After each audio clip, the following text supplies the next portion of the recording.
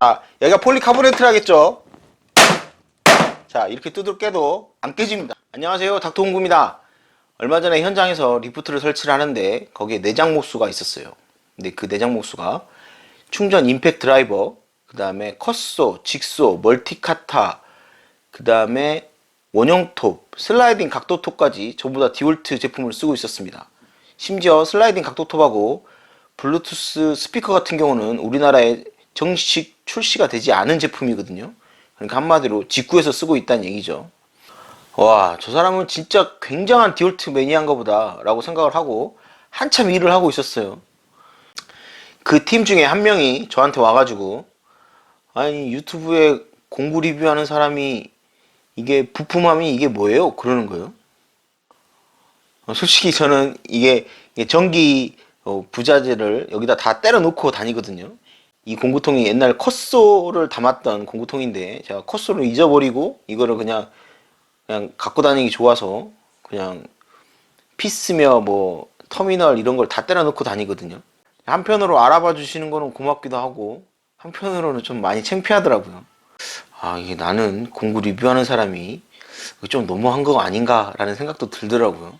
그래서 저에게 필요한 공구통이 뭐가 있을까 하다가 제가 한번 이리저리 검색을 해봤거든요. 그러다가 제가 하나 구매를 했습니다. 디월트 공구함 키트박스 DWST 14825 제품인데요.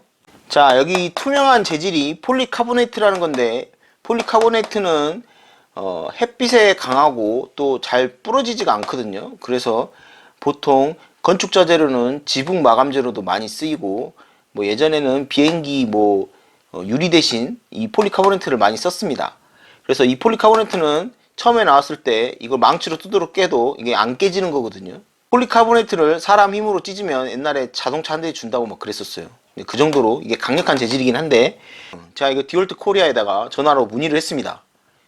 문의를 했더니 이 앞부분은 폴리카보네이트가 맞는데 이 뒷부분은 폴리카보네이트가 아니라는 얘기를 들었습니다. 그러니까 다시 말해서 이 앞부분은 내가 망치로 두드러 까도 잘 안 깨지지만 이 뒷부분은 망치나 그런 걸로 이게 두드리시면 안 돼요. 때리면 안 돼요. 많이 아파합니다. 자, 여기가 폴리카보네이트로 되어 있어서 자, 웬만히 센 힘으로 날카로운 공구가 아니면 여기에 상처가 내기가 쉽지 않습니다. 자, 이렇게 두드러 깨도 안 깨집니다. 안 깨지죠. 이 뒷부분은 그런 재질이 아니기 때문에 사용하실 때 유의하시기 바라겠습니다. 미러키 부품함도 있는데 제가 이 디월트 제품을 선택한 이유는 이 제품의 가격도 한 28,000원 합니다. 굉장히 비싼 편이라고 저는 생각을 하는데 미러키 제품은 이것보다 더 비쌉니다. 좀 두 제품 중에 망설인 건 사실이에요. 미러키를 살까 디월트 살까 이렇게 망설인 건 사실이에요. 근데 디월트 제품이 여기가 좀 투명 케이스라서 안에를 좀 더 볼 수 있다는 장점이 있다 싶어서 제가 이 제품을 구매를 했습니다.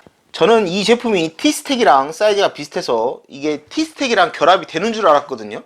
이게 지금 제가 사용하는 996 케이스인데 사이즈가 비슷해서 저는 이게 결합이 되는 줄 알았어요. 근데 이 제품은 결합이 되지 않습니다.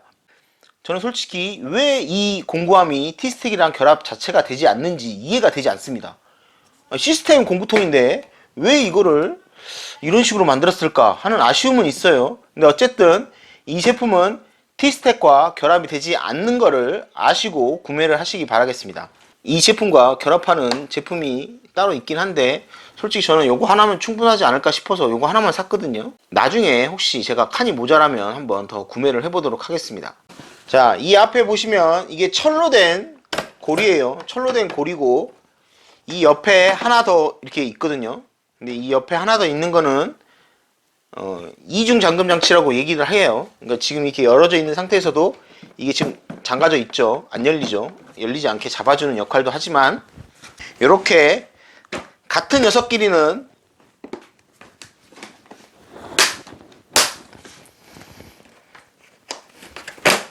결합이 되죠. IP 등급이 53이라고 되어 있습니다. 이게 53이라고 되어 있는데 IP 등급 53이면 웬만한 우리나라에서 판매되고 있는 레벨기 정도 수준의 방진 방습 등급이라고 생각하시면 됩니다. 미국 사람들이 이 부품함에 어떤 귀중한 자재를 놓고 다니는지 모르겠지만 IP 등급이 53이나 된다는 거는 조금 과하지 않나라는 생각을 했습니다. 그러니까 이 여기다가 제품을 놓고 물을 뿌려도 이 제품 안에 습기가 들어가지 않는다는 걸 의미합니다. 그 정도로 강력한 방진 방습 등급을 얘기를 하는데요. 이 안에 들어가는 부품의 녹을 방지하기 위해서 이렇게 강력한 방진 방습 등급을 채용을 했다고 하더라고요. 앞서 언급했던 미로키 제품 같은 경우는 IP 등급이 65예요. 그러니까 그거는 진짜 웬만한 휴대폰과 맞먹는 정도의 방진 방습 등급이거든요. 근데 그 녀석의 가격은 4만원이 넘어요. 너무 비싸요. 이 미로키 제품도 그렇고 이 디월트 부품함도 그렇고 전부 다 메이드 인 이스라엘이거든요. 근데 이스라엘에서 넘어와서 그런지 굉장히 비싼 건 사실입니다. 자, 여기 보시면 제 공구통 안에 뭐 난리도 아니죠.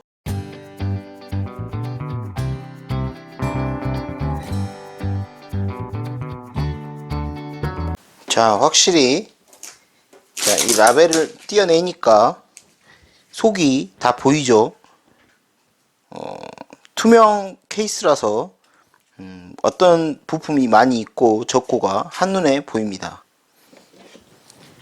자, 이렇게 애써서 분리를 해놨는데 이 부품들이 섞이면 문제가 되겠죠. 한번 이 부품들이 섞이는지 안 섞이는지 한번 흔들어 보도록 하겠습니다.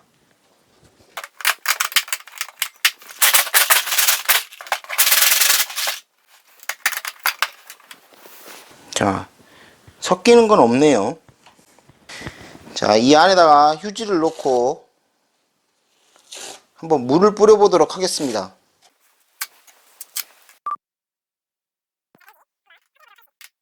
자, 이번에는 공구통을 뒤집지 않고 그냥 한번 물을 뿌려 보도록 하겠습니다.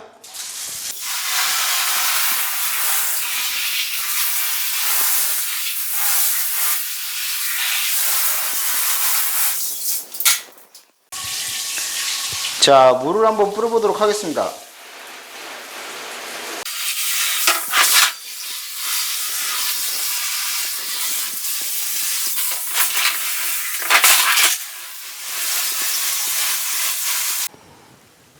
자, 여기 보시면 자, 물이 좀 젖어 있죠.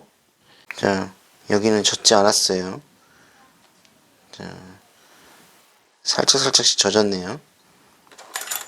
자, 잘 보셨죠? 자, 디올트에서 말하는 IP53이라고 하는 거는 어떻게 보면 이렇게 누워져 있는 형태에서 물을 이렇게 쌌을 때 그때 방진 방습 등급이 IP53이 아닌가라는 생각을 합니다. 제가 여러 번 해보니까 이렇게 세웠을 때와 엎어졌을 때 물을 뿌리면 물이 많이 새는 모습을 볼 수 있었거든요. 아무래도 방진 방습이 완전하다라고 볼 수는 없을 걸로 생각되어집니다. IP53이라고 해도 공구통이 놓여져 있는 형태에 따라서 또 물줄기 방향에 따라서 이게 얼마든지 물이 셀 수 있음을 염두에 두시고 구매하시는 데 도움이 되시기 바라겠습니다. 이 영상이 도움이 되셨다면 좋아요와 구독, 댓글 부탁드리겠고요. 항상 정직한 리뷰 할 수 있도록 노력하겠습니다. 감사합니다.